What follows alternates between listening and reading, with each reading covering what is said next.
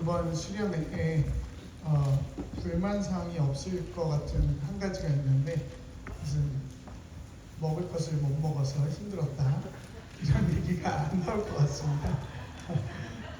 매 식사를 하는 게 이렇게 쉽지 않은 일인지 처음 알았습니다. 아침, 점심, 저녁을 꼬박꼬박 먹고 끝나고 간식도 주시고, 또 내일 저희들은 든든한 우리 부장님과 다른 분들의 많은 후원을 통하여 또 우리가 또 2차를 또 가기로 했잖아요. 정말 계속 먹을 수 있다는 게 참 신기하고요. 그리고 우리에게 하나님이 그런 좋은 일들을 주셨다는 게 너무 감사합니다. 그래서 여러분들 건강과 또 삶의 모든 부분들이 하나님께서 함께 하시기를 간절히 축복합니다. 우리 이 수련회 주보 다 갖고 계시죠? 이 안에 우리 수련회 때 나눌 말씀들이 계속해서 진행되고 있습니다. 그 말씀이 오늘 두 번째 말씀이고요. 우리 말씀을 전하기 전에 우리 귀한 분들이 또 오셨어요. 어제에 이어서 오늘 또 새롭게 오셨는데, 우리 바로 청년부 교사분들이십니다. 이렇게 바쁜 시간을 내어서 직장과 일들과 여러 스케줄이 있는데도 불구하고 이렇게 일부러 금요일 저녁 여기 경주까지 또 함께 오셔서 여러분들과 함께 예배하고 중보하시고 함께 하시려고 이렇게 오셨어요. 우리 뒤에 교사분들 한번 일어나 주실 때 우리 감사와 축하의 박수로 함께 하겠습니다.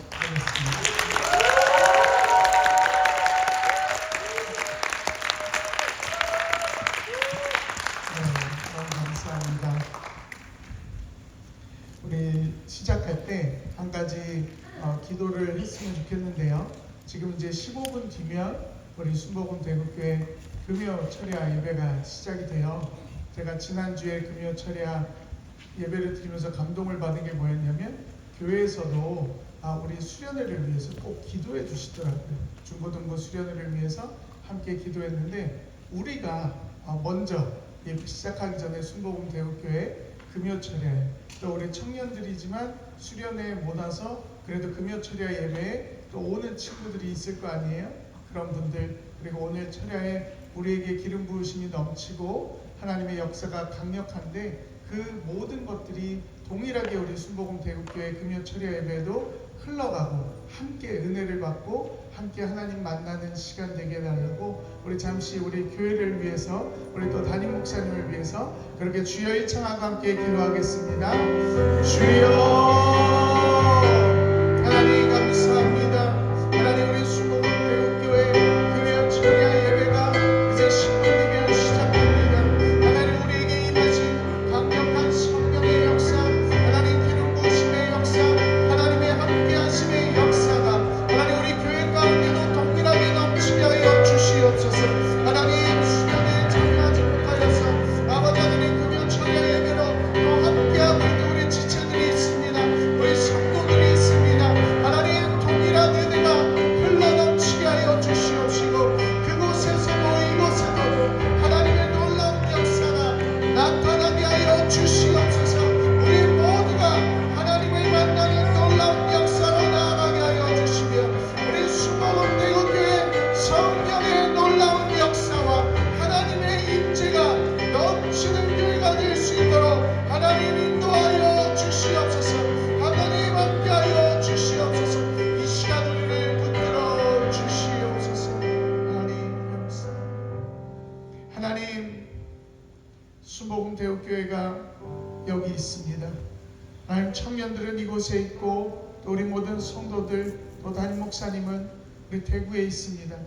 하나님, 같은 시간대에 하나님을 향해 드리는 이 예배 가운데 성령의 놀라운 역사가 넘치게 하여 주시고, 우리에게 부어주시는 기름 부음의 역사가 우리 교회에도 넘치게 하여 주시옵시고, 이 시간 양쪽에서 불타오르는 성령의 불이 하나님께 영광이 되고 하나님을 높이는 시간이 되게 하여 주시옵소서. 감사드리며 예수님의 이름으로 기도드립니다. 아멘. 우리 가슴에 손을 대고 이렇게 얘기했으면 좋겠어요. 제가 찬양을 드리다가 이 감동이 왔습니다. 오늘 극복하는 환상을 보게 될지어다. 아멘. 그렇게 한번 해볼까요? 오늘 극복하는 환상을 보게 될지어다. 오늘 극복하는 꿈을 꾸게 될지어다. 그렇죠. 오늘 극복하는 예언의 말씀이 임할지어다. 아멘. 그래서 여러분들이 꿈을 꾸다가 예배를 드리다가 정말 환상을 보고 꿈을 꾸는데 그 내용이 뭐냐면 내 삶의 모든 부분들이 극복되어지는, 정말 이루어지는, 그리고 예언의 말씀이 터져 나와서 내가 극복하지 못하는 그 어려운 부분들에 대해서 하나님이 말씀을 주시고 이겨나가게 하시고 승리하게 하시는 놀라운 역사가 나타나게 되기를 간절히 소망합니다. 오늘은 드디어 우리 수련의 주제 극복하라, 이 말씀을 같이 전하는 거예요. 에스겔 18장 1절에서 9절의 말씀이죠. 이 주보 가운데 보시면은 밑부분에 에스겔 18장 1절에서 9절 이 말씀을 같이 기억하시면서 오늘 말씀을 나누도록 하겠습니다. 오늘 말씀은 이스라엘의 유명한 속담으로 시작합니다. 그 속담은 아버지가 신 포도를 먹었으므로 그의 아들의 이가 시다라는 것이죠. 아버지가 신 포도를 먹었으므로 그의 아들의 이가 시다. 여러분들은 이 속담의 내용을 처음 들었을 때 어떤 느낌이 드셨나요? 뭔가 앞에 있던 말이 뒤에도 계속 이어지고 있는, 앞의 얘기가 뒷 얘기에 갇혀버리는, 그렇게 되는 느낌을 받지 않으신가요? 아버지가 신 포도를 먹었으므로 그의 아들의 이가 시다. 우리가 살면서 가장 많이 갇히게 되는 부분, 그것이 있다면 그건 바로 말입니다. 우리는 어릴 때부터 부모님의 말에 갇혀 삽니다. 여러분들은 신기하게 여러분들의 부모님들이 어릴 적에 하셨던 말들을 지금까지 기억하고 계실 거예요. 그게 20년, 30년, 심지어 40년이 지났는데도 불구하고 어릴 적에 부모님이 나에게 하셨던 그 말을 지금까지 기억하시는 부분들이 있을 거예요. 제가요, 제 딸에게요, 이렇게 얘기한 게 지금 기억이 났어요. 뭐냐면 김을 먹는데 김을 이렇게 까서 주잖아요. 아기들은 김하고 밥 있으면 잘 먹거든요. 근데 제가 제 딸한테 어느 날 김을 이렇게 꺼내가지고 밥에다 싸먹다가 밥을 떠가지고 김에다 콕 찍어가지고 이렇게 먹더라고요. 그게 그렇게 마음에 안 드는 거예요. 왜 그렇게 먹냐고 제가 5살, 6살 된 딸한테 그걸 갖고 뭐라 그러더라고요. 야, 저 깜짝 놀랐어요.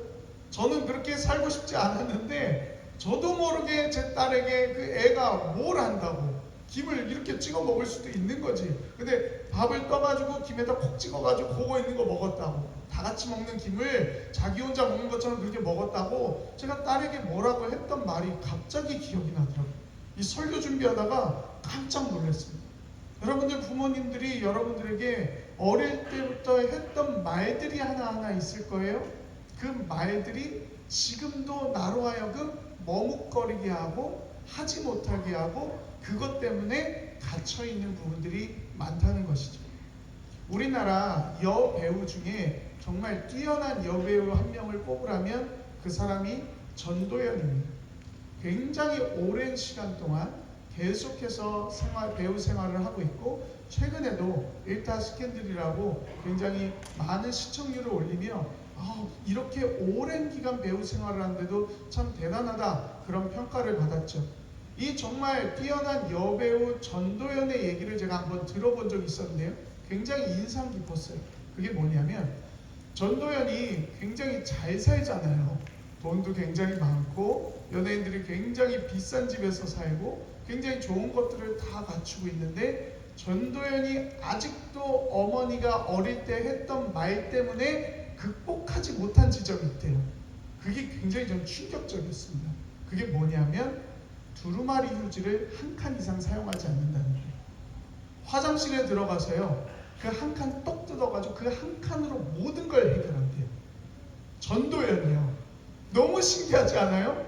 그 두루마리 휴지가 진짜 비싸서 한 칸을 쓸까요? 아니에요. 다른 거 뭐 자동차든 집이든 모든 먹는 것도 그 휴지 100만 개를 갖다 줘도 비교되지 않을 가격에 모든 것들을 누리고 있을 거란 말이에요. 그런데 자기가 그 화장실, 자기 집 화장실에 들어가서 어머니가 같이 살지 않는데도 불구하고 자기는 그 두루마리 휴지 한 칸 이상을 뜯어본 적이 없다는 거예요. 그래서 그 옆에서 같이 이렇게 패널을 진행하는 연예인이 이렇게 물었어요. 아니, 저 진짜 미안한데 그러면 큰 거를 할 때는 어떻게? 그랬더니 그래도 한 장을 지키려고 정말 노력을 한다. 간혹 두 칸까지는 뜯어봤다. 와, 저 이게요, 전도연이요, 진짜 심각한 거예요. 지금 50년을 넘게 그렇게 살았다는 거잖아요. 그 왜 그러냐 그랬더니 어머니가 휴지를 한 칸 이상 쓰면 안 된다 그랬대요. 두루마리 휴지를 한 칸 이상 뜯으면 안 된다고 얘기를 했기 때문에 지금도 자기는 그걸 지키며 살아간대요. 굉장히 놀랍죠? 그런데 이게 전도연의 얘기일까요? 우리한테도 그런 부분들이 다 있다는 것이죠. 누군가 우리에게 지나가다가 했던 말들, 우리가 그냥 어릴 때 동네를 지나가고 있었는데 동네 어르신이나 누가 그냥 쭉 던질 말, 너 왜 그래? 너 이거 해. 그건 하지 마. 그건 이런 거야. 라고 했던 말이요, 나를 평생 동안 못 움직이게 하고 갇히게 하고 그것을 하지 못하게 하고 주저하게 되고 그 장소나 어떤 부분에 대해서 내가 손 내밀지 못하게 한다는 거죠. 어느 제가 드라마를 보다가 한 부분을 봤습니다. 어머니가 딸에게 계속해서 너는 포도를 좋아하니까 포도를 먹으라고 갖다 준 거예요. 근데 그 딸은 한번 포도를 먹다가 목에 걸려서 숨이 막힌 적을 경험한 거죠. 그 뒤로 다시는 포도를 먹지 않았던 거예요. 그런데 어머니는 계속해서 딸이 포도를 좋아한다고 그러니까 백화점에서 무려 한 송이에 14만 원 하는 포도를 사가지고 계속 주는 거죠. 그 딸은 그것을 계속해서 냉장고에 쌓아놓고 먹지 않는 장면을 보았습니다. 여러분, 이게 정말 작은 부분인데요, 우리에게 그런 지점이 생긴다는 거예요. 아버지의 이가 시다고 하니 그 아들의 이도 시다라는 것이죠. 이 말이라는 게 우리에게 큰 영향을 줍니다. 어릴 적 주위 친구들에게 들은 얘기, 동네 어르신들 얘기, 선생님들의 얘기가 우리의 인생의 어떤 부분에 강하게 담겨오는 것이죠. 문제는 이 말이 내가 살아가는데 두려움을 주고 공포를 주고 마치 그 말대로 하지 않으면 안 될 것 같은 강력한 무언가를 내게 밀어붙인다는 거예요. 별거 아닌 것 같은데 그 말 때문에 내가 계속 뒤로 밀리고 그 말 때문에 내가 주저하게 되고 그 말 때문에 내가 이러지도 저러지도 못하는 상황, 아무도 날 보고 있지 않은데도 불구하고 아무도 날 보고 있지 않은 상황에서도 내가 한 발자국을 내딛지 못한다는 것이죠. 그러기에 여러분, 우리가 이 말에서 자유로울 수 있다면 우리는 많은 부분이 달라질 수 있습니다. 많은 영역에서 우리는 달라질 수 있어요. 이 말에서부터 자유로움입니다. 저는 오늘 이 수련의 둘째 날 저녁에 오신 여러분들이 평생 동안 갇혀 살아온 말들에서 자유로워지기를 바랍니다. 저는 왼손잡이에요. 이것이 저의 어릴 적 시절을 갇히게 만들었습니다. 왼손잡이에 대한 부정적인 말들이 저의 인생을 올가매는 것이죠. 그래서 살다가 군대를 갔는데 군대에 갔더니 왼손잡이용 총이 잘 없는 거예요. 그러니까 보통은 이렇게 총을 들고 오른손으로 이 총을 이렇게 방아쇠를 당기거든요. 근데 저는 이 오른손으로 뭔가 하는 게 느낌이 굉장히 안 좋아요. 이게 잘 안 돼요. 그런데 저는 왼손으로 요거를 탁 당기면은 굉장히 잘해요. 그 신기해요. 거의 만점이 나오더라고요, 사격을 하는데. 근데 문제는 군대 안에 왼손잡이용 총이 없다는 거예요. 이게 무슨 말이냐면요, 영화를 보시면은 총을 막 쏘면 옆으로 탄피라는 거, 그러니까 총알을 감싸고 있던 애가 바깥으로 계속 튀겨나가요. 나가면서 총알은 앞으로 계속 나가죠. 그 탄피가요 굉장히 뜨겁습니다. 왜냐하면 폭발을 하면서 나가는 거기 때문에. 그럼 그 탄피가요 오른손잡이용 총은 어떻게 되냐면 오른손으로 쏘기 때문에 이쪽으로 탄피가 계속 나가는 거예요. 내가 쏠 때마다. 근데 제가 왼손으로 그 총을 잡으면서 이렇게 총을 쏘거든요. 그러면 그 탄피가 제 팔에 계속 떨어지는 거예요. 너무 뜨거워요. 튀어요. 화상까지 있고요. 근데 그거를 계속했어요. 너무 힘든 거예요. 왼손잡이용 총이 없대요. 그냥 쏘래요. 근데 제가 이렇게는 도저히 못 쏘겠는 거예요. 전쟁이 나면 제가 그래도 왼손으로 잘 쏴야 될 거 아니에요. 그러니까 계속 연습을 해야 되는데 계속 이쪽에 이렇게 맞는 거예요. 너무 아프고 뜨겁고 힘든데 자꾸 총을 쏘라는 거예요. 예비군 훈련을 가도 왼손잡이용 총이 없어요. 계속 그 아픈 기억이요. 제가 이제는 다 끝났죠. 민방위까지 다 끝났어요. 이제 안 해도 돼요. 근데 그 하는 동안 제가 이 기억에서 헤어나오지 못하겠더라고요. 아니 총 쏘는 것도 나는 왼손잡이여서 이렇게 어려워야 되나? 굉장히 쉽지 않았습니다.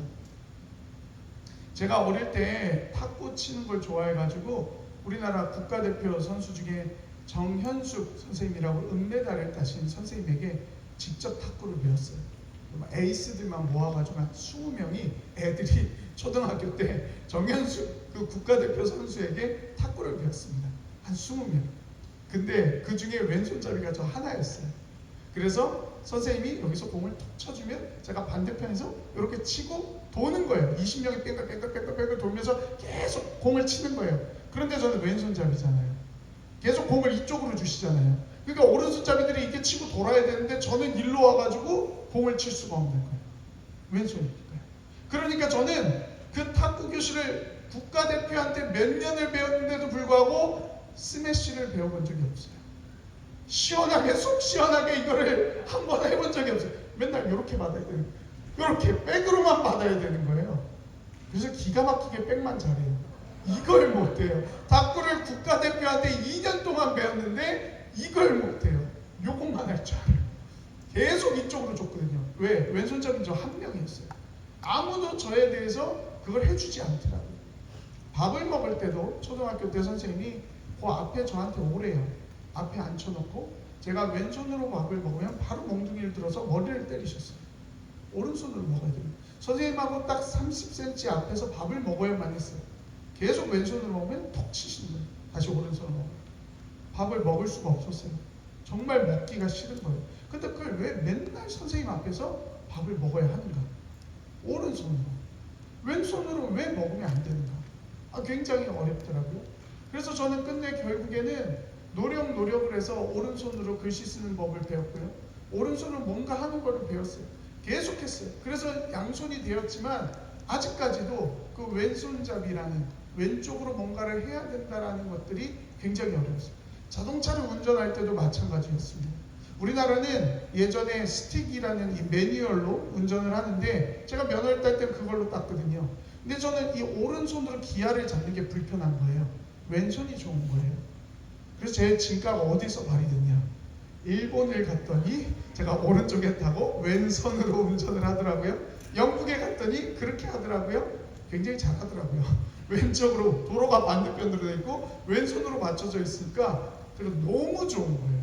그런데 우리나라에서는 그게 안 되고 다 이렇게 해야 되잖아요. 전 진지하게 고민했습니다. 옛날에 이효리가 일본 차를 수입해가지고 우리나라에서 끌고 다닌 적이 있어요. 그래서 저도 오른쪽 운전대를 잡고 이렇게 살아볼까, 그렇게 진짜 진지하게 고민을 했어요. 그만큼 제가 이 왼손잡이라는 것 때문에 어릴 때부터 굉장히 힘겹게 살아오게 된 것이죠. 오늘 여러분들에게도 여러분을 갇히게 한 말이 있을 것입니다. 넌 왜 목소리가 작아? 넌 왜 밥을 천천히 먹어? 왜 넌 똑바로 걷지를 않아? 왜 휴지를 많이 써? 그런데 아직도 내 안에서 해결되지 않은 말들, 극복되지 않은 말들이 저는 오늘 여러분들에게서 다 떠나가고 자유롭게 되기를 축복합니다. 오늘 말씀에 이스라엘이라는 나라도 이 속담에 갇혀서 살아가는 것이죠. 오늘 말씀 1절에서 2절을 함께 읽도록 하겠습니다. 시작. 또 여호와의 말씀이 내게 임하여 이르시되 너희가 이스라엘 땅에 관한 속담에 이르기를 아버지가 신포도를 먹었으므로 그의 아들의 이가 시다고 함은 어찌 됨이냐. 아멘. 아버지가 신포도를 먹었으니 그의 아들의 이도 시다. 이 속담이 말하는 것은 내가 아무것도 하지 않았는데 내 부모가, 내 앞에 있던 사람이 그렇게 했기 때문에 나도 그와 같이 된다는 거예요. 난 분명히 한 게 없어요. 난 무엇을 한 게 아니에요. 그런데 내 앞에 사람이, 내 가족이 누군가가 그걸 했기 때문에 나도 자연스럽게 똑같이 그렇게 된다라는 속담이에요. 여러분, 생각보다 사람들은요, 남의 탓을 많이 하며 삽니다. 금수저, 흙수저 같은 말이 왜 나왔습니까? 내 부모가 그러면 나도 그렇다는 거예요. 사람들이 그렇게 생각하며 살아요. 원인과 결과가 분명하다고 말하는 것이죠.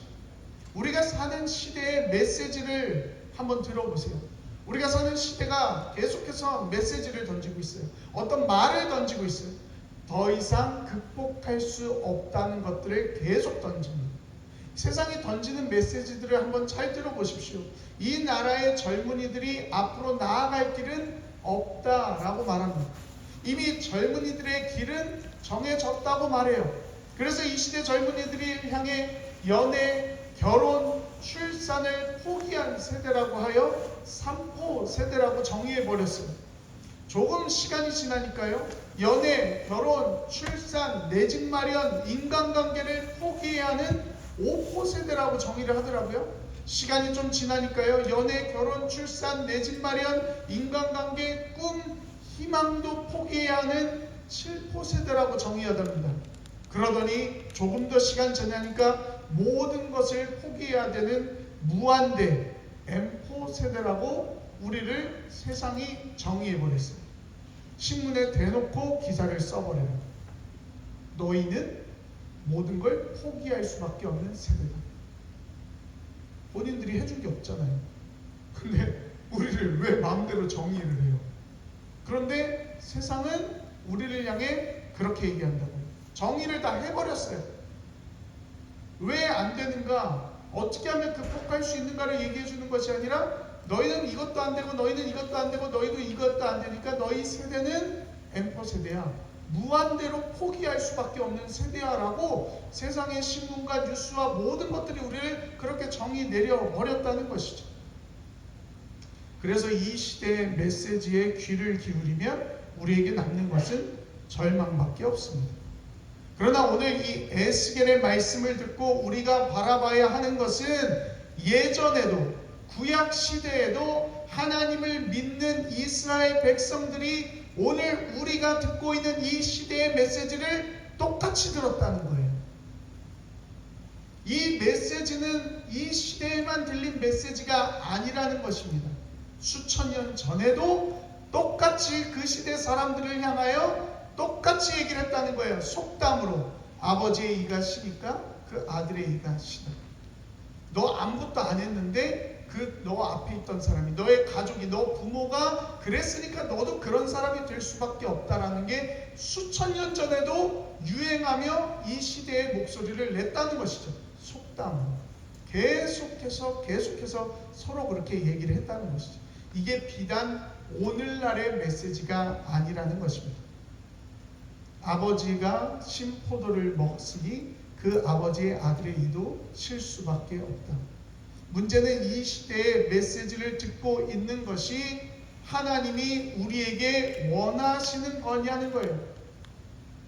이 시대의 메시지, 아니면 수천 년 전의 메시지, 이 메시지를 우리가 곧이곧대로 듣고 있는 게 하나님이 우리에게 원하시는 메시지냐는 거예요. 우리는 이것을 질문해야 합니다. 세상은 계속해서 메시지를 던져요. 계속해서 우리에게 포기할 수밖에 없는 너무나 논리전연한 이유를 갖다 댑니다. 그런데 하나님이 우리에게 지금 이 시간 이 메시지를 듣기를 원하시냐는 거예요. 그게 중요한 거예요. 이 시대가 메시지를 던진다고 내가 그 메시지를 그대로 듣고 있길 우리 하나님이 나에게 원하시고 있는가? 내 부모가 그랬으니까 나는 그럴 수밖에 없어.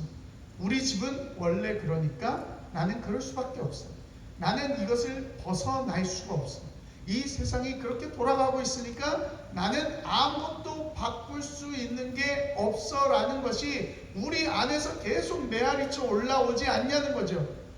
근데 하나님이 그걸 듣기 원하시냐는 거예요. 우리에게, 오늘 나에게. 여러분, 하나님, 우리 하나님은 나에게 뭐라고 말씀하십니까?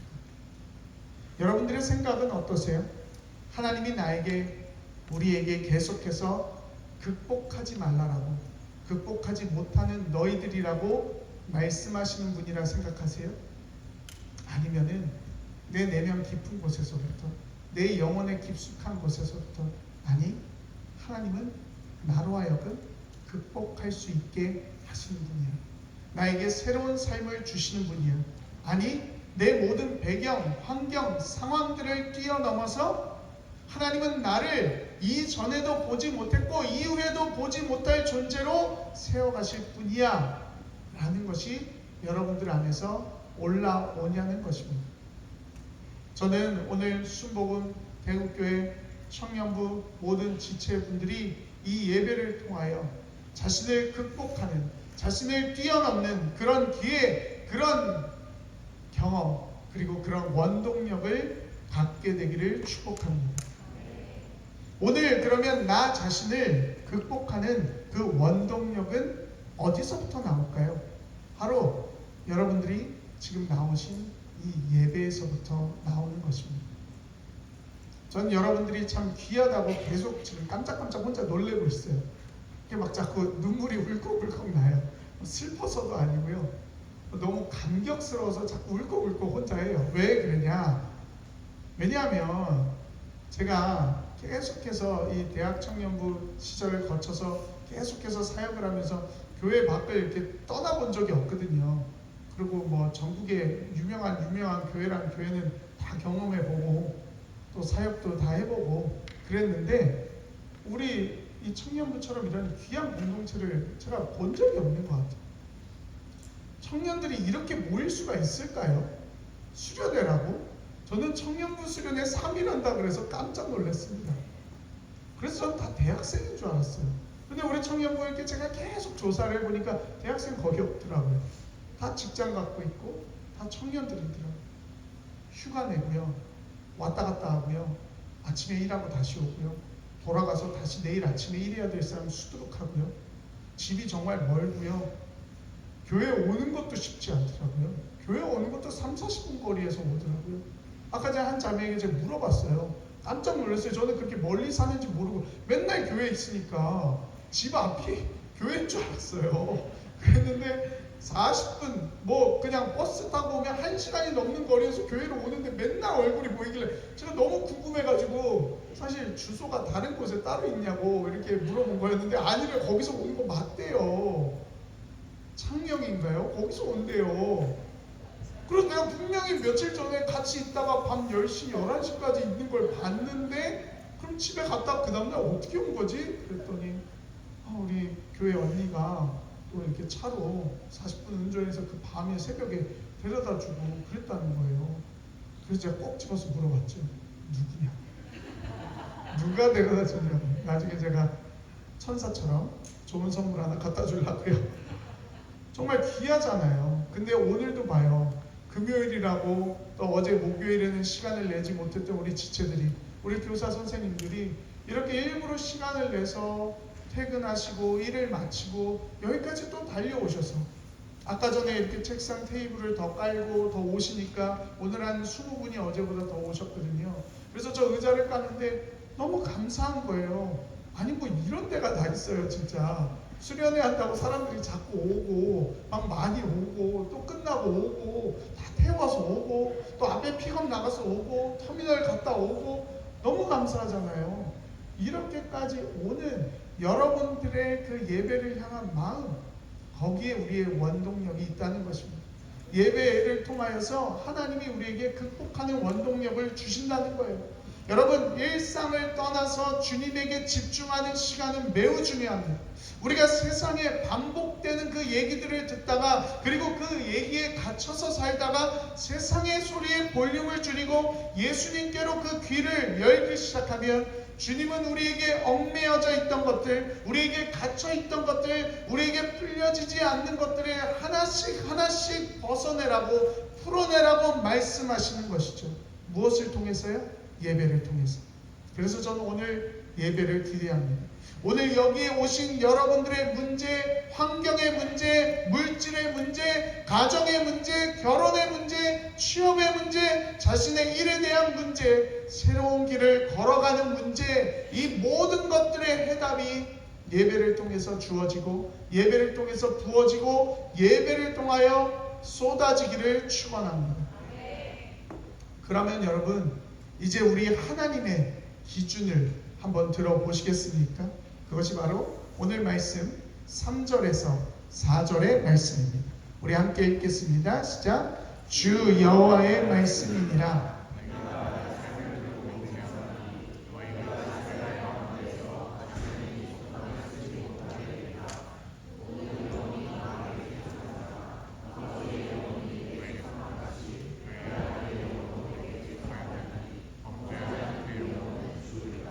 아멘. 하나님은 극복하지 못한다는 말을 하지 말라고 하십니다. 내 부모님 때문에, 다른 사람 때문에 라는 말을 하지 말라고 하십니다. 왜냐하면 하나님은 내 부모를 보는 것이 아니라, 내 옆에 있는 사람을 보는 것이 아니라, 내가 속해 있는 그 리더를 보는 것이 아니라 나를 보시기 때문이에요. 내가 하나님 앞에 어떻게 서느냐가 중요합니다. 우리가 모두 마지막 심판대 앞에서 하나님 앞에 단독자로 섭니다. 우리는 우리가 이렇게 때로 쓰지 않아요. 하나님 앞에 내가 단독자로 하나님과 나와 1대1로 서게 되는 거예요. 우리의 마지막 심판 때는 그렇게 서게 되는 것입니다. 그 누구도 나를 대신하지 못합니다. 나를 위하여 누군가 기도한다고 해서 내가 하나님 앞에서 심판을 면하는 것이 아니에요. 다른 사람이 나를 위해 희생한다고 해서 내가 하나님 앞에서 그냥 패스가 되는 게 아니에요. 그 누구도 예외 없이 예수님 앞에서, 그 심판자 앞에서 우리는 단독자로 홀로 서게 되는 것입니다. 오직 예수 그리스도를 의지함으로 우리는 그 심판대 앞에서 예수님의 변호를 받으며 저 천국으로 나아가는 거예요. 우리는 각자 주님 앞에 서게 됩니다. 이것이 바로 인간의 실존입니다. 어떤 사람도 나를 대신할 수 없습니다. 그러기에 여러분, 오늘 우리 마음 가운데 갇혀있던 모든 말들이 사라지기를 축복합니다. 내 부모로부터, 다른 사람 때문에 갇혀있던 부정적인 말들을 거두어내고 나를 보시는 하나님 앞에서 살아가시기를 바랍니다. 오늘 하나님이 말씀하세요. 주 여호와의 말씀이니라. 내가 다시는 그 말을 쓰지 못할 것이다. 극복하지 못한다라는 그런 말 쓰지 마라. 세상이 너희를 그렇게 정의한다 하여도 너희는 그 말을 쓰지 마라. 왜?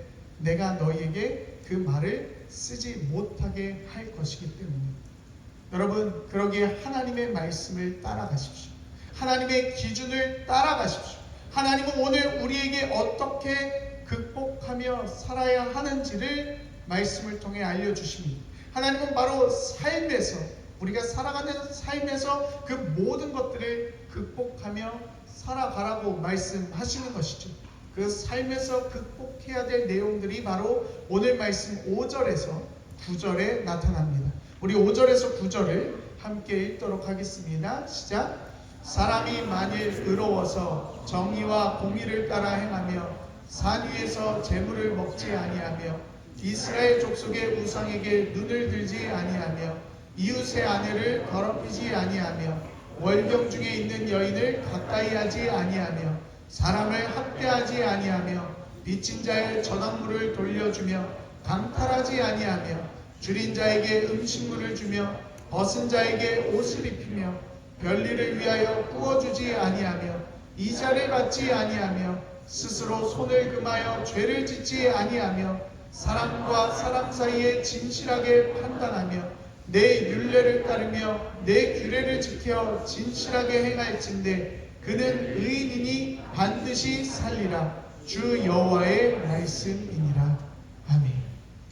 하나님이 우리에게 원하시는 의인의 기준, 우리를 반드시 죽음 가운데서 살려내시는 그 기준, 그 기준이 바로 극복하라는 것인데, 무엇을 극복하냐? 우리의 인생 가운데 삶에서 이러한 부분들을 극복하며 살아간다면 너희는 죽지 않고 반드시 살 것이다. 너에게 어떠한 일이 있더라도 내가 살려낼 것이다. 너희는 살 것이다 라고 하나님이 말씀하십니다. 그래서 제가 몇 가지를 좀 정리해 봤습니다. 우리가 극복해야 할 것은 무엇입니까? 첫째는 하나님 외에 다른 것들을 섬기지 않는 거예요. 하나님 외에 다른 것들은 모든 것들이 우상이 될 수 있습니다. 우상이라는 것은 어떤 것들을 세워놓고 섬기는 게 아니에요. 내 자녀가, 내 가족이, 내가 사랑하는 연인이 내 우상이 될 수 있어요. 그 기준은 무엇이냐? 하나님보다 그것이 앞서가면 우상이 되는 거예요. 아주 간단합니다.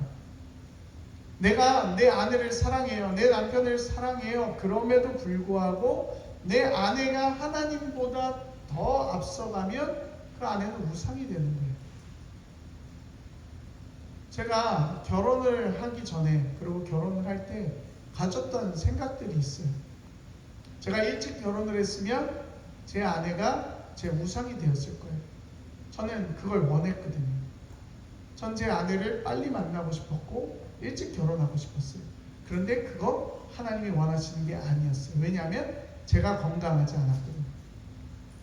상대방을 의지하려고 그랬던 거예요. 그런데 제가 깨달은 게 있습니다. 뭐냐면 하나님을 만난 사람끼리 결혼하는 게 가장 건강해요. 하나님을 만난 사람끼리 결혼하는 것이 가장 건강해요. 그래서 제가 제 아내를 어떻게 보면 결혼하자라고 얘기했을 때 기준이 있었습니다. 제 아내의 어떤 한 모습을 보고 결혼을 하자고 결심을 했어요. 그건 뭐였냐면 기도하는 모습이었어요. 저는 누군가 저에게 어떤 사람과 결혼하면 좋겠냐고 만약에 상담을 요청하거나 조언을 구한다면 첫 번째 봐야 될 것, 위기 대처 능력을 보라 그럽니다. 그 사람의 얼굴도 아니고 그 사람의 가진 능력도 아니고 그 사람이 뭐 한 것 다 괜찮다고 해요. 그런데 위기 대처 능력을 보라고 해요. 무슨 말이냐? 그 사람이, 상대방이 어려울 때 어떻게 그것을 극복하는지를 보고 그 사람을 만나라는 거예요. 제가 10여 년 전에 전도사로 사역을 할 때 그 교회 제 아내는 청년이었어요. 제가 청년부를 담당하러 갔었고 제 아내는 그렇게 찬양 인도를 하는 사람이었습니다. 근데 다른 자매들도 다 있었어요. 많았거든요. 근데 왜 제가 제 아내에게 결혼을 하자 그랬냐면 다른 게 아니에요. 토요일 날 제가 교회 교육자 사무실에서 주일을 준비하고 있었는데 제 아내가 이렇게 대성전으로 올라가더라고요. 왜 올라가지? 그러다 그냥 이렇게 무심코 넘겼죠. 그리고 몇 시간이 지났는데도 뭐 안 내려왔다라는 거를 그냥 감지만 하고 있었어요.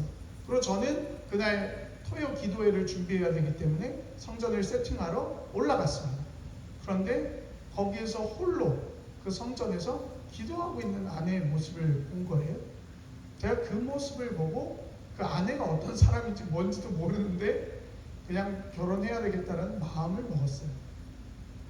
왜냐하면 이 사람은 어려울 때, 자기가 뭔가 고민이 있을 때 하나님 앞에 홀로 나아갈 수 있는 사람이구나.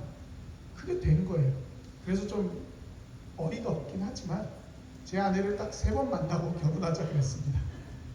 커피를 한 번 마시자 그러고 두 번째 마시자 그러고 세 번째 마시는 날 소리자매는 절 좋아하나요? 이렇게 물어봤어요. 정말 아직도 풀리지 않은, 아직도 지금 어떻게 그런 식으로 자기한테 했을 수 있냐고, 저같이 순수한 사람을, 저하고 아내 나이 차이가 9살이거든요. 취업을 하자마자 좀 몰랐어요. 직장인이라 그래가지고 그때 5월이었는데 직장인이라 그래서 저는 이제 좀 나이도 있고 이런 줄 알았어요. 근데 그해 3월에 졸업하고 1월에 취업해가지고 직장 다니지는 몰랐죠. 그러니까 23세 그냥 졸업하자마자 제가 결혼하자 그래서 인생의 첫 남자를 만나 그냥 결혼해버린 거예요. 그리고 세 번째 만나는 날 커피숍에 데리고 가가지고 제가 우리 청년인 자매에게 날 좋아하냐고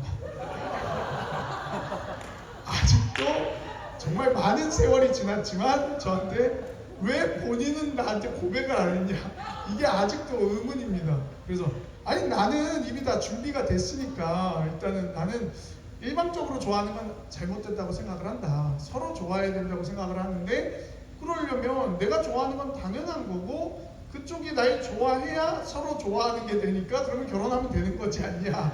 그래서 이제 저는 그날 커피숍에서 아침에 날 좋아하냐고 2번 물었어요. 그랬더니 네. 제가 전도사니까 이게 좀 쫀 거예요. 쉽게 말해서 제가 전도사님이 잠깐 이렇게 상담하자고 불러놓고 3번 만나는 날 그것도 뭐 정한 것도 아니고 우리 뭐 같이 찬양팀 했으니까 그냥 한 번 커피 마셔보고 2번 커피 마시고 3번째 커피 먹는 날 갑자기 날 좋아하냐고 말 같지 않은 얘기를 전도사님이 하더니 계속 대답을 안 하니까 계속 묻잖아요. 그러니까 제 아내가 네 이렇게 얘기를 한 거예요. 알았다. 그러면 결혼하자고. 그래서 결혼했어요. 제가 제 아내를 볼 때 그거였어요. 하나님 앞에서 내가 준비되고 내가 하나님을 먼저 찾는 사람이 되고 상대방도 하나님이 찾을 수 있는 사람이 되고 그러고 둘이 결혼하면 어렵죠. 힘들죠. 뭐 맨날 싸우죠. 그런데 그럼에도 불구하고 다시 기도하고 하나님 앞에 나아가고 극복할 수 있다는 거예요. 엄청나게 싸우던 날도 같이 기도할 수 있어요. 여러분 현실은요 만만치 않습니다. 여러분들이 결혼해봐요. 안 싸울 수가 없어요.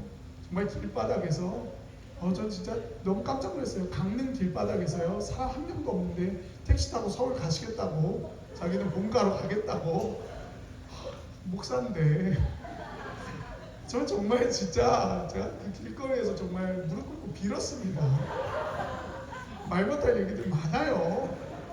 근데 어쨌든 너와 내 안에 하나님을 우선시하는 게 있잖아요. 그러니까 그렇게 하고 나서도 밤새도록 또 해가 지기 전에 하나님이 풀라고 했으니까 밤새도록 동이 트기 전까지 싹싹 빌어가지고 서로 기도하고 마무리하고 또 이렇게 해가지고 그 다음 날을 살아가는 거죠. 여러분 그래서 저는 여러분들이 하나님 외에 다른 것들을 섬기지 않으시기를 바랍니다. 하나님보다 먼저 우상시 되는 것들이 사라지길 바라요. 결혼을 하든 그것이 직장의 취업의 문제든 어떠한 문제 앞에서도 기준은 분명합니다. 하나님보다 우선시 되는 것은 포기해야 돼요. 제가 제 어머니에게 굉장히 큰 감동을 받았는데요. 뭐 전에 한번 임원들하고는 나눴지만 제 어머니는 이제 고위직 공무원이셨어요. 우리나라 여성 쪽에서는 뭐 가장 높으신 분이고 TV에도 많이 나오셨고 여성 정책 이런 걸 만드신 1호 연구원이시고 뭐 국장이시고 뭐 이러셨거든요. 근데 그 자리에서 본인이 장관이 되고 싶으셨는데 그 길이 막힌 사건이 하나 있습니다. 그게 뭐였냐면 주일 성수였어요. 대통령이 회의를 불렀는데 장차관, 실국장 다 나오라고 이제 오라고 했는데 그날 주일이었던 거예요. 어머니가 주일은 절대 갈 수 없다. 그래서 안 가셨어요. 그래서 거기 위에 있는 분들 뭐 차관부터 해가지고 너는 뭐야? 저는 장로입니다. 넌 뭐야? 전 권사입니다. 넌 뭐야? 그때 저희 어머니 그때 집사님이었거든요. 전 집사입니다. 장로도 권사도 다 회의 나왔는데 집사가 교회를 간다고 회의를 안 나와? 그래가지고 그 자리에서 딱이 맞고 되셨죠. 좌천 되셨죠. 완전히 찍혀가지고. 근데 저는 그게 너무 감사해요. 저희 어머니가 그렇게 신앙을 지키신 것이 너무 감사해요. 하나님보다 항상 앞서지 않으시려고 노력하신 것이 굉장히 감사해요.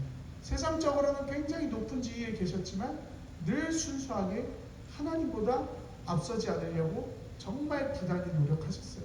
지금 70이 다 되셨는데도 하루에 4-5시간씩 항상 기도하세요. 정말 무서워요, 저희 엄마가. 이길 수가 없어요. 계속 기도하고 계시니까요. 하루에 뭐 4-5시간 기본 기도하셔야 되니까 이거 참 제가 감당이 안 되는 좀 분이긴 한데 그래도 그게 감사해요. 타협하지 않고 하나님보다 우선되지 않게. 저는 여러분들이 하나님보다 먼저 앞서가지 않게 되기를, 그것을 극복하게 되기를 예수님의 이름으로 축복합니다. 두 번째, 남의 것에 욕심을 내지 않는 거예요. 사람은 끊임없이 비교하며 살아갑니다. 남의 떡이 더 커 보인다고 내게 주어진 것이 있어도 만족하지 못하고 남의 것을 보면 내 생각이 바뀌어요. 보기 전까지는 그거 생각 못했어요. 그런데 내 친구가, 내 주위 사람이 그거 갖고 있으면요, 내 생각이 바뀌어요. 나도 저거 갖고 싶은데. 나도 저거 하고 싶은데. 옆 사람이 뭐 하면 내 배가 아픈 거예요. 사람이요, 보지 않으면요 괜찮아요. 근데 옆을 비교하기 시작하면 그게 보이기 시작한다는 것이죠. 고대 사회에서 아내는 한 집안의 엄마인 여인은 소유의 모든 것이라고 할 수 있습니다. 가정을 돌보는 것이 여자였기 때문이죠. 여자가 없으면 집안일을 하지 못하는 게 고대 사회였어요. 그러므로 남의 아내를 가지려고 하는 것은 이웃의 모든 소유를 가지는 것이다라고 하나님이 말씀하신 거예요. 이 부분들이 우리에게서도 실천돼야 되는 것이죠. 어떤 사람들은 자존심이 강해가지고요, 받는 것을 좀 잘 못하는 분들이 있어요. 나누어 주는 거 되게 잘해요. 근데 뭐 드리면 자기가 받지 못하는 사람 가끔 있습니다. 이 말 듣고 이제 한번 살펴보시면 가끔 나와요. 그런 분들 나누어 주는 거 되게 잘해요. 남한테 베푸는 거 잘해요. 근데 받는 걸 못하는 사람이 있더라고요. 그것도 좋은 게 아니에요.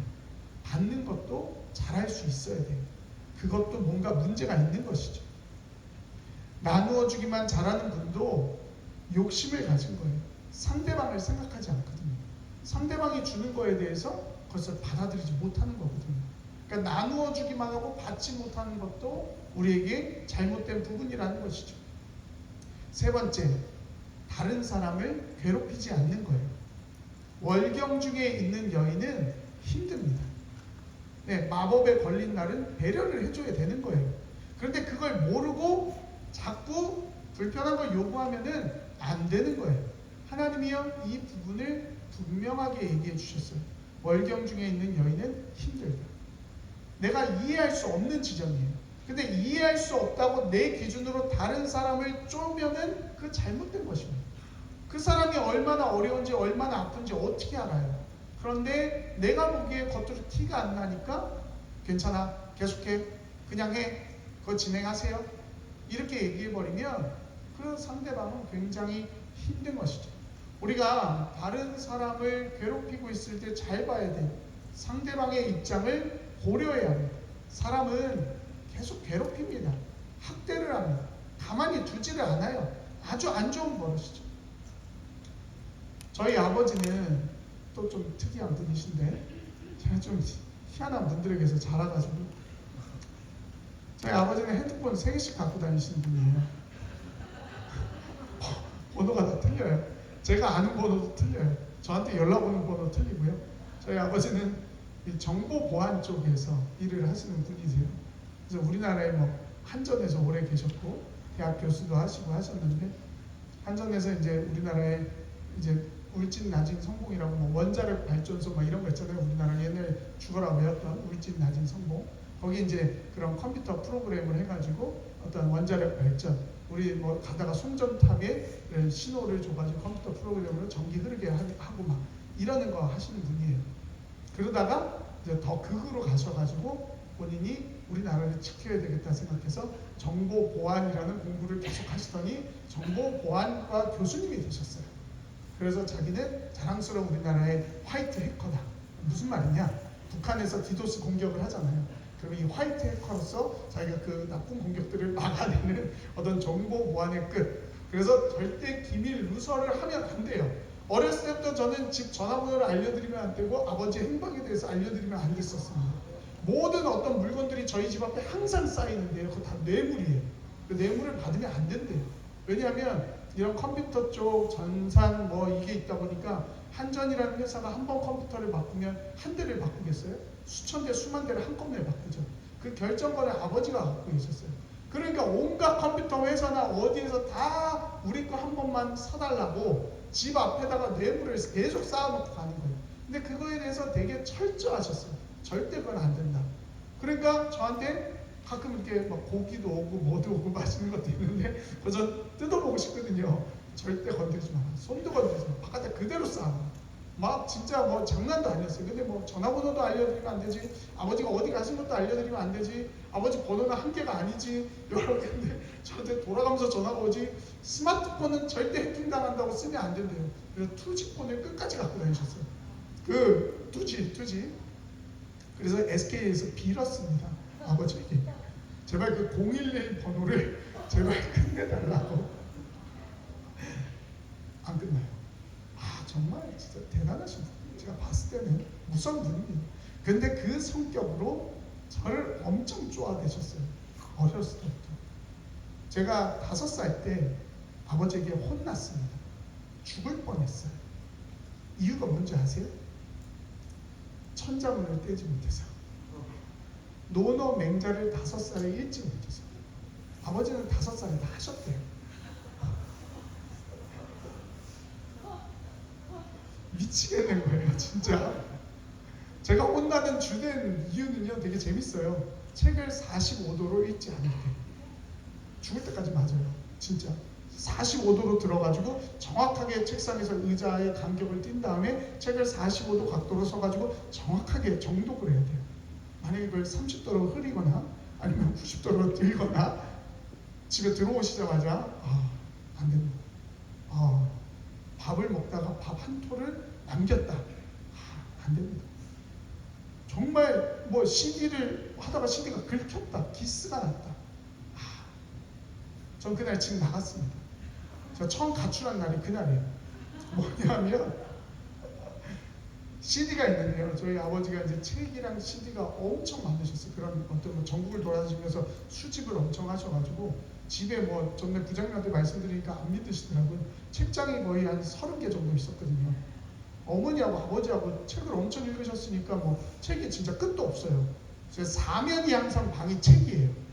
근데 이거를 이렇게 센치를 재시는 분이거든요. 그러니까 천장부터 밑에 틈까지 책장을 짜서 맞추시는 분이에요.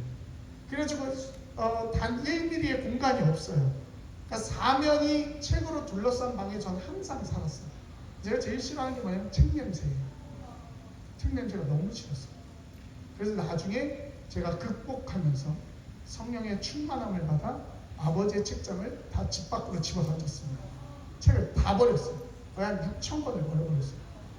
헛딱지만 나가지고. 그리고 제가 좀 해결이 됐어요. 근데 제가 말씀드렸죠. 가방끈이 길어져가지고 신학교를 매번 다녔잖아요. 저희 집에 다시 제 책이 이렇게 막 쌓여가지고 제 아내가 정말 그러고 싶냐 그러더라고요. 근데 그 CD를 제가 저희 그때 당시에 그 타이타닉이라는 되게 유명한 영화에 나오는 그 OST CD였는데 그 CD를 가지고 제 친구가 빌려달라 그래서 그 CD를 빌려줬습니다. 근데 그 친구가 그 CD를 보관을 좀 이렇게 그냥 대충 해서 그렇지 그 CD 밑에 기스가 나는 거예요. 몰랐죠. 그리고 그 CD가 다시 저희 집으로 돌아왔어요. 그리고 정말 수천 장 거의 10,000장에 가까운 CD가 저희 집에 이렇게 진열이 돼 있었거든요. 근데 아버지가 그 수많은 CD 가운데 그 CD를 뽑아가지고 오디오에다가 그 좋은 오디오에다가 탁 트신 거예요. 그런데 얘가 아라라 아라라라라 아라라라 다시 처음부터 아라라 몰랐죠. 전 기스가 났죠. 몰랐죠. 기스가 나가지고 그 부분이 튄 거예요. 근데 그 CD가 정식 구매 CD가 아니고 비매품이라 그래서 CD를 사면 선물로 그냥 거저주는 CD 있잖아요. 딱 한 곡 들어있는 그런 CD였는데 그 CD 때문에 난리가 났어요. 저를 잡기 시작하신 것이죠. 왜 CD를 기스를 해요? 누구한테 빌려주느냐 이러면서 이제 조목조목 처음부터 끝까지 그냥 완전 거의 조서를 쓰시더라고요. 그래서 제가 그 비매품 CD만도 못한 존재인가? 너무 화가 나가지고 짐을 싸갖고 집을 나갔어요. 딱 인생에 한 번 아버지가 저한테 미안하다고 하셨어요. 집 나가고.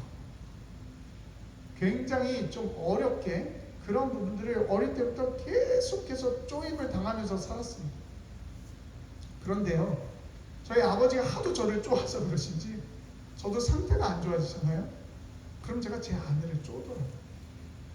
아, 이게요 진짜 어려운 지점이에요. 저도 이 말씀처럼 제가 극복되기를 원해요. 제가 목회를 하면서요 정말 많은 신방들 가운데 얘기를 들어보면요, 남편들에게 엄청 쪼임을 당하시는 여성분들이 굉장히 많아요. 하나부터 열까지 모든 규율을 다 재놨어요. 이건 이러면 안 되고, 이건 이러면 안 되고, 이건 이러면 안 되고, 이건 이러면 안 되고. 심지어 풍에 걸려서 누워 계시는 남편분을 제가 신방 갔는데요, 누워 계셔서도 그 아내를 쪼더라고요. 마음에 안 든다. 막대기 뭐 하나 안 돼, 안 돼. 그럼 일어나 보시라고. 일어나지도 못하면서 와, 평생을 그렇게 했는데 계속 그렇게 하시는 거예요. 저는 이 부분이 사라져야 된다고 생각을 합니다. 정말 예수님을 믿고 우리가 하나님을 믿는다면 남을 괴롭히고 남을 쪼는, 남을 자꾸 상처 주고 남을 학대하는 그 모든 것들이 예수의 이름으로 떠나가야 된다고 믿습니다. 저는 오늘 이 시간 우리 모두의 가정들에 있는 쪼이고 괴롭히고 학대하는 역사가 예수의 이름으로 떠나가기를 축원합니다. 하나님은 이거를 원하지 않으세요. 우리는 이런 부분들을 극복해 가야 합니다. 빚진 자만큼 물질의 압박을 받는 사람이 없어요. 그런데 하나님은 돌려주라는 거예요. 강제로 다른 사람의 것을 빼앗지 말라는 거예요. 여러분, 하실 수만 있다면, 여러분들이 능력이 되신다면 그냥 돌려주세요. 하나님의 사랑으로 베풀어 주세요. 그것이 하나님이 우리를 향해 극복하기를 원하시는 것입니다. 네 번째, 가난한 사람들, 어려운 사람들을 챙겨주라는 것입니다. 여러분, 우리는 부지 중에 천사들을 대접할 수 있고요, 나도 모르는 가운데 예수님을 대접할 수 있다는 것을 기억해요. 제가 신대원을 다니고 있을 때였어요. 하늘에서 떨어지는 진짜 만나를 경험한 적이 있습니다. 저와 아무 상관이 없는 어떤 기업의 부사장님이 안수집사님이신데, 그분이 신학생들에게 장학금을 전달하고 싶은 마음이 생기셨다고 사람들을 수소문해서 찾고 다니셨어요.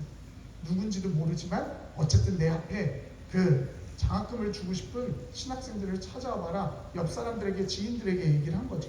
그래서 한 달이, 두 달이, 세 달이, 뭐 그 이상을 넘어서서 누군가 저를 추천해 주셨어요.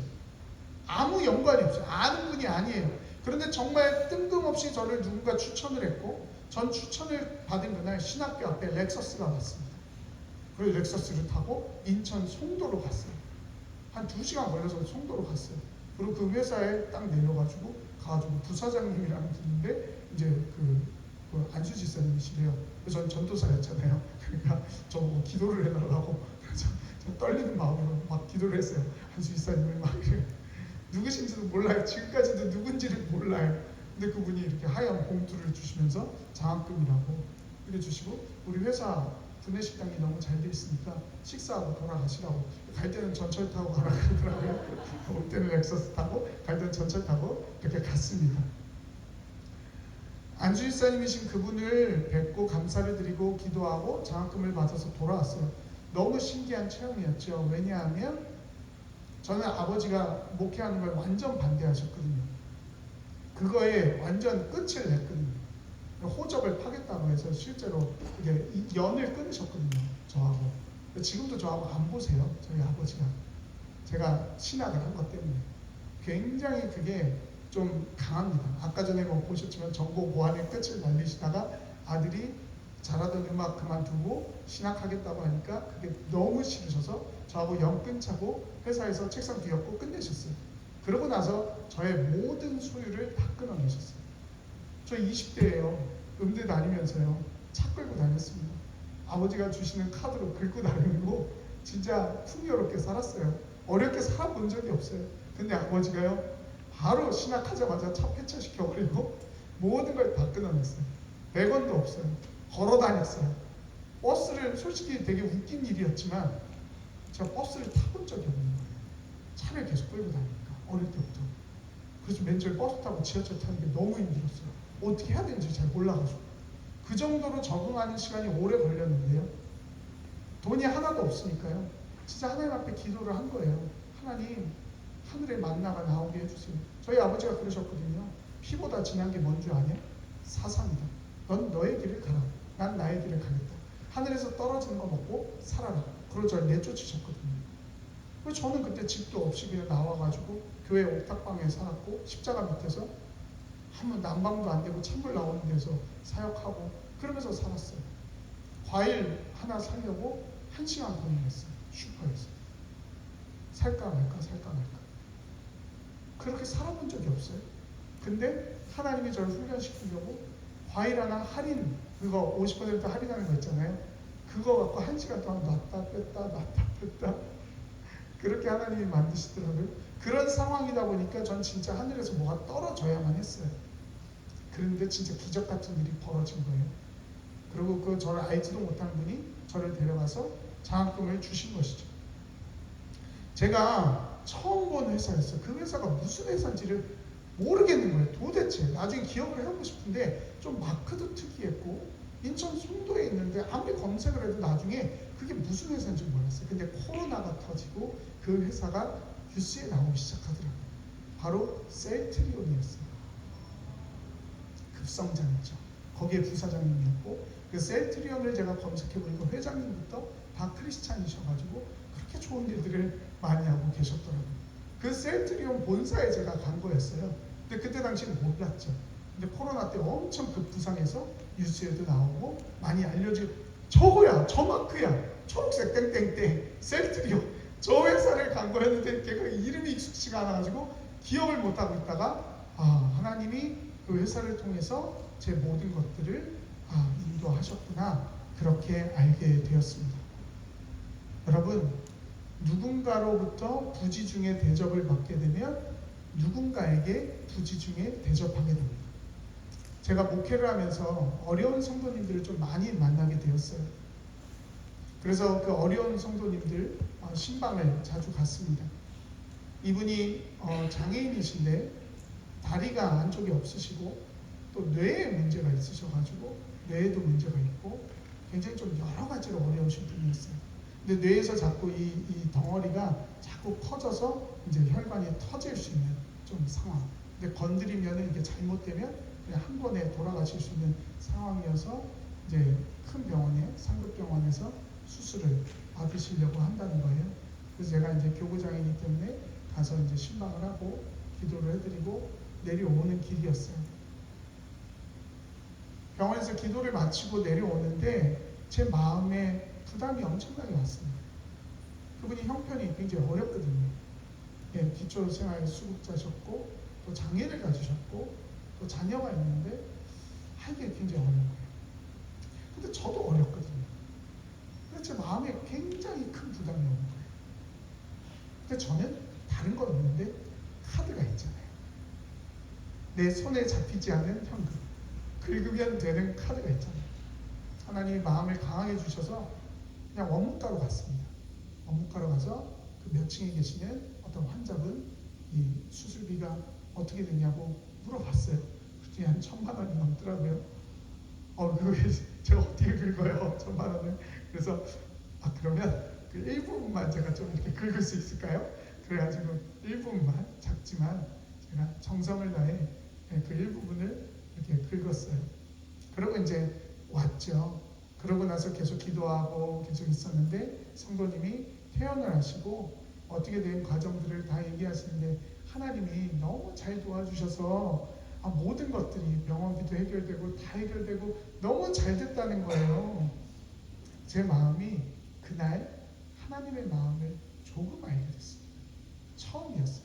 하나님의 마음이 이런 거겠구나. 나도 베풀 수 있구나. 나도 어려웠지만 할 수 있구나.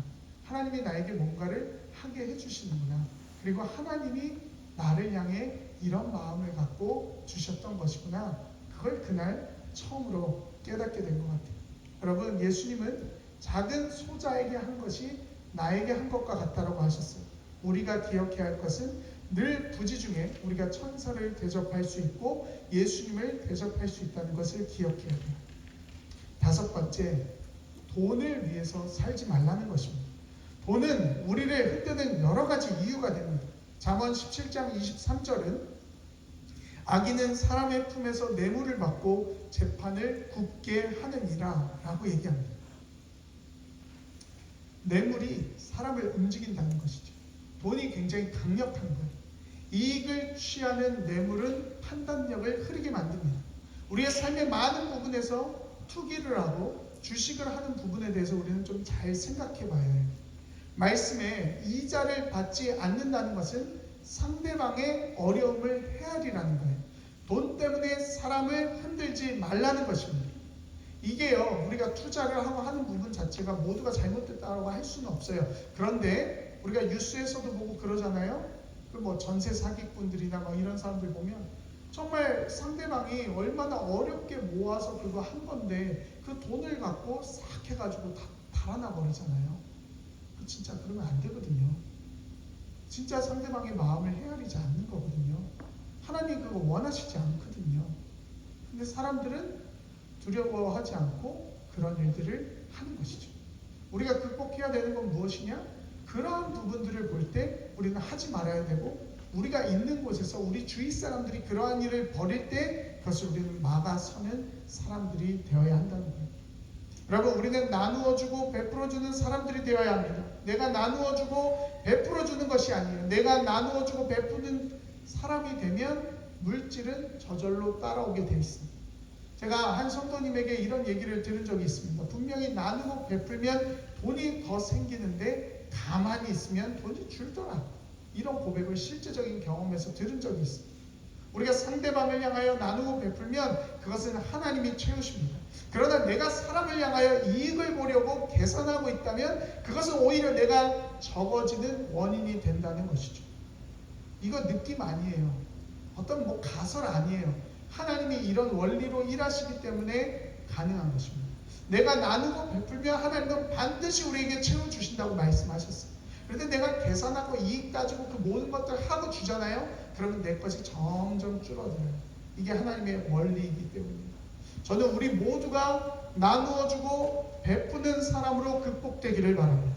청년의 때에, 젊을 때에 우리가 좀 잘못 생각하는 게 있어요.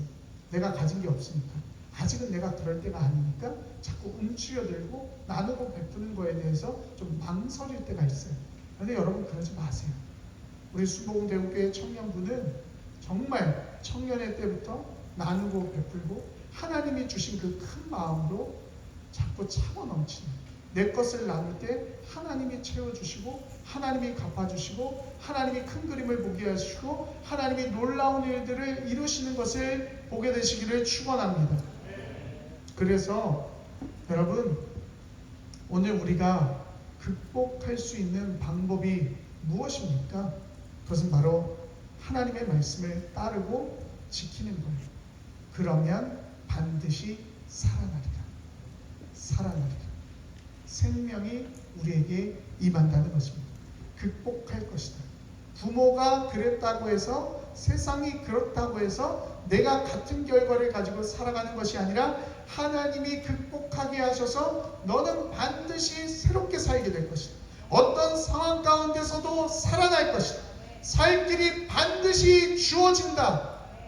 이것이 하나님이 우리를 향하여 끊임없이 던지시는 극복하라라는 메시지입니다. 세상의 소리에 볼륨을 줄이시고 예수님의 음성에 볼륨을 높이세요. 그리고 그 하나님의 말씀을 계속해서 들으세요.